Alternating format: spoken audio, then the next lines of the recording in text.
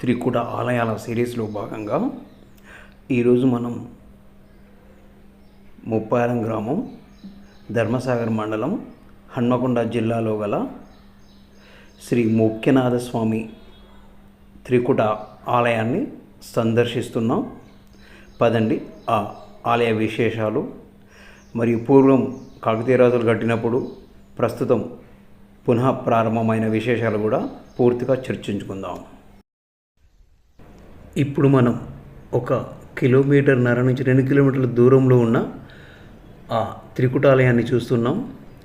నిండు కుండలాంటి ఆ చెరువు కట్టపై దేదీప్యమానంగా వెలుగుతున్న ఈ త్రికూటాలయం కొన్ని సంవత్సరాల ముందు ఒక అడవి ప్రాంతంలో ఉండేది.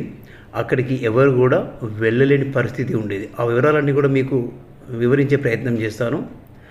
కార్తీక మాసంలో పునర్నిర్మాణం చేస్తున్న సందర్భంగా ఈ సాక్షి గణపతి విగ్రహం తొలుత బయటపడ్డదట. వారు ఆ విగ్రహాన్ని తీసుకొచ్చి ఇక్కడ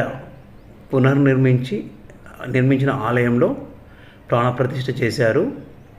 సాక్షి గణపతి గారి ఆజ్ఞను తీసుకొని ఆ ముఖ్యనాథ స్వామి దర్శనానికి మనం బయలుదేరదామా. ఈ కట్ట మీద నుండి మరియు కట్ట కింది నుండి కూడా 2 రహదారులు ఏర్పాటు చేశారు గ్రామస్తులు. దేవాలయానికి వెళ్ళడానికి మంచి మార్గాలు అయితే ఈ గ్రామస్తులు తయారు చేశారు. ఇప్పుడు చూడండి, ఒక నిండుకుండ లాంటి చెరువు.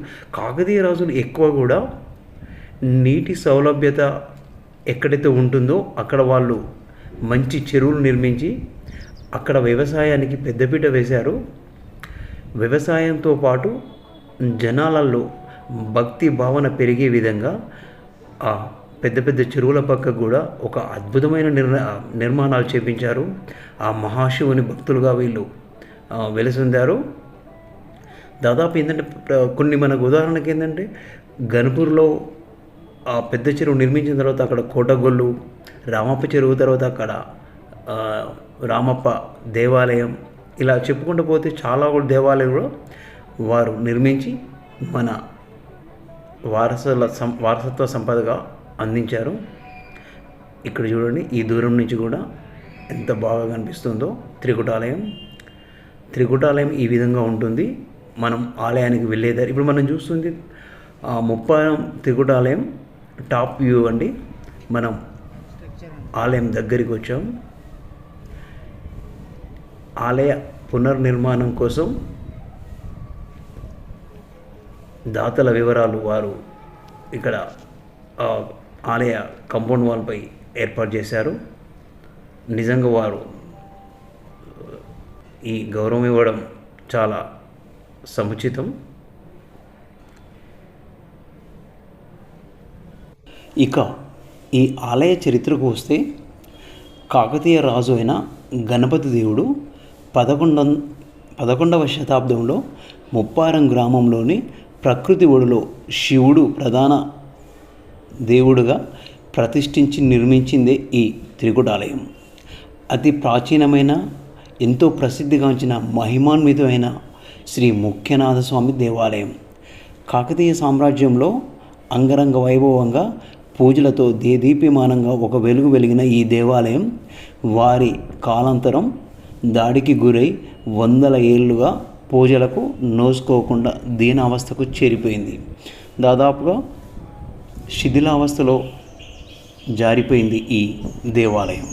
నిరాధారణకు గురైన ఈ దేవాలయం చుట్టూ ఎత్తైన చెట్లతో ఒక అడవిని తలపించే విధంగా తయారవడంతో ఇంకా ఈ దేవాలయం పరిసర ప్రాంతాలకు కూడా ఎవరు జనాలు రాని పరిస్థితి వచ్చింది.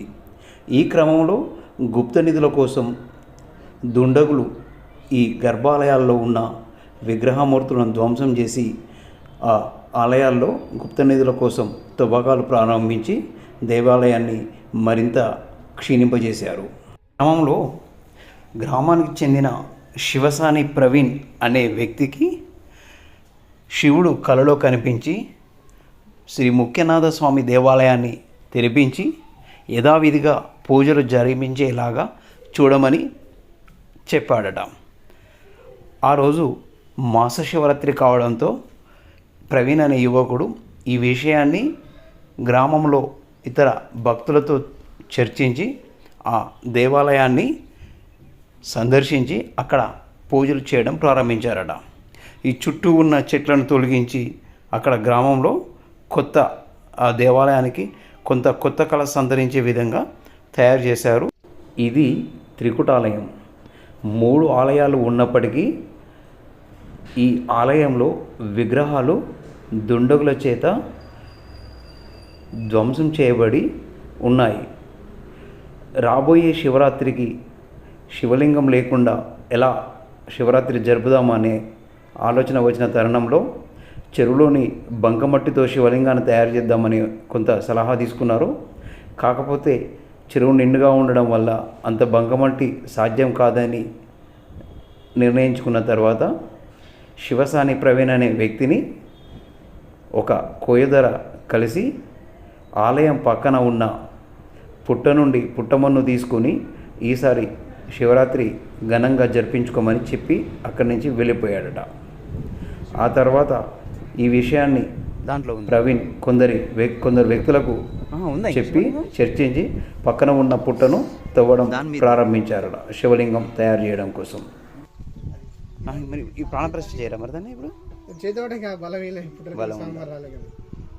యంత్రాలు జపాలు కూడా చేయించామని వాటితో పాటు చేద్దాం అనుకున్నాం. దీంట్లో ఇప్పుడు నాకు అక్కడ కోసం విడిచింది కనపడుతుంది అప్పుడప్పుడు. అది ఏంటంటే ఇప్పుడు ఫస్ట్ అన్ని విగ్రహాలు ఏం లేకుండా కదా, అది శివరాత్రి చేద్దాం అనుకున్నాం. చేద్దాం అనుకున్న క్రమంలో పుట్టమడితోనే శివలింగం చేద్దాం అనుకున్నాం.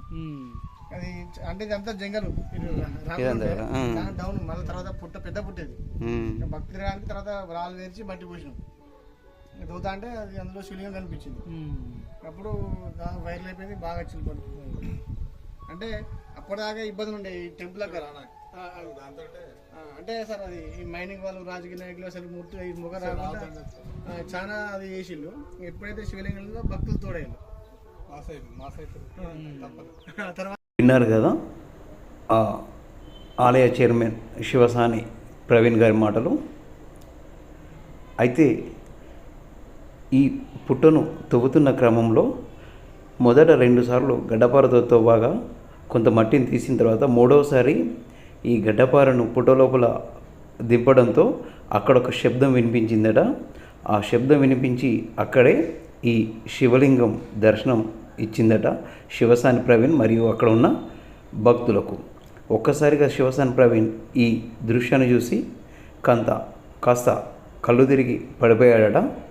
ఆ తర్వాత పుట్టులో వెళ్ళిన ఈ శివలింగాన్ని దర్శించుకోవడానికి చుట్టుపక్కల ఊళ్ళ నుండి కూడా తండోపతండాలుగా జనం వచ్చి ఇక్కడ ఈ ఆలయ నిర్మాణం కోసం గ్రామస్తులైతేనేమి ఇతరులైతేనేమి పూర్తి సహాయ సహకారాలు చేయడానికి ముందుకు వచ్చారట. అప్పటి నుండి ఈ ఆలయం అభివృద్ధిలో ముందడుగు వేస్తూ పరిగెత్తి ఈరోజు ఈ స్థితిలో నిలబడిందని చెప్తున్నారు ప్రవీణ్ గారు.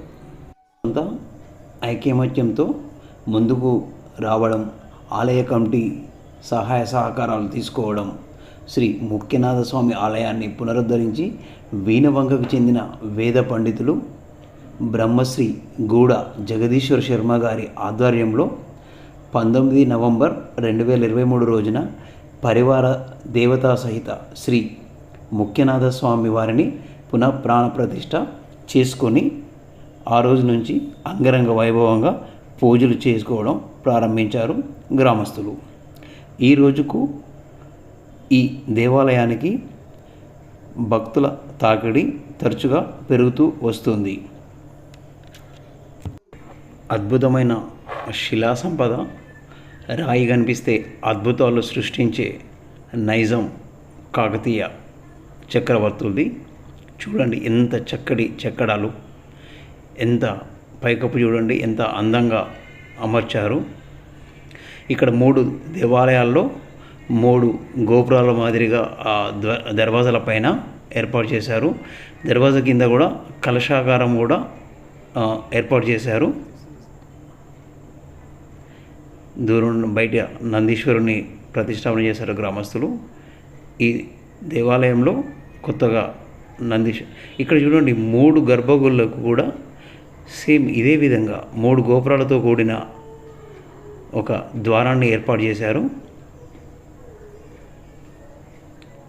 ఇంకా ఈ 2 గుళ్ళల్లో దేవతా విగ్రహాలను ప్రతిష్ఠించవలసి ఉంది. దానికి కూడా ముహూర్తం ఎప్పుడొస్తుందో చూడాలి. చూడండి స్తంభాలపైన అద్భుతమైన చెక్కడాలు కాకతీయ రాజుల ప్రత్యేకత. పైకప్పులో కూడా అద్భుతాలే సృష్టిస్తారు ఈ కాకతీయ రాజులు. హోందాగా నందీశ్వరుడు మనకు దర్శనమిస్తున్నారు.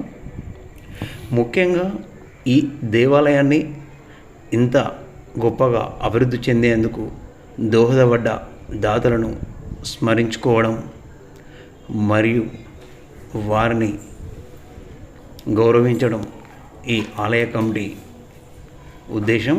అందుకే శిలాఫలకంపై వారి పేర్లను శాశ్వతంగా ముద్రించి, వారి వల్ల ఇలాంటి శిథిలావస్థలో ఉన్న గ్రామాలు ఎన్నో ఉన్నాయి. ఈ దాతల స్ఫూర్తితో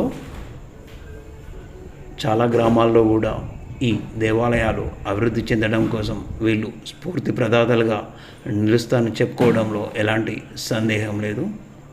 మీరు కూడా ప్రకృతి ఒడిలో ఉన్న ఈ అద్భుత శివాలయాన్ని ఒక్కసారి సందర్శించి ఆ మొక్కెనాథ స్వామి దీవెనలు పొందాలని మనస్ఫూర్తిగా కోరుకుంటున్నాను.